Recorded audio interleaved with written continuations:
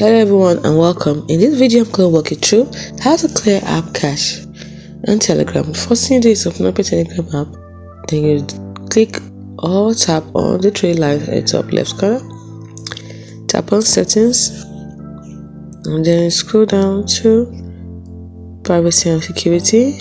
Click on sound, you scroll down to data and storage, tap on data and storage actually, then you tap on storage usage.